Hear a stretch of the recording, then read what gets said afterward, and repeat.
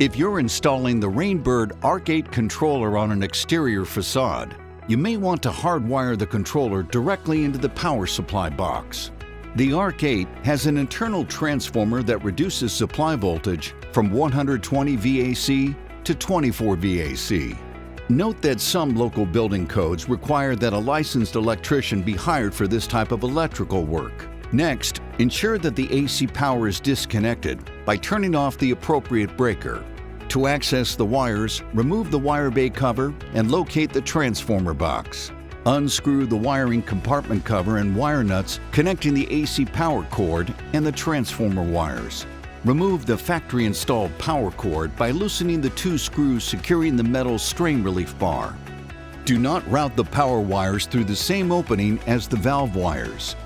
Next, connect the external power supply wires using the wire nuts. Then secure the metal strain relief bar by tightening the 2 screws. Replace the wiring compartment cover and the wire bay cover. Restore power to the controller. Finally, download the Rainbird app, then follow the on-screen instructions to connect to your Wi-Fi and program the controller.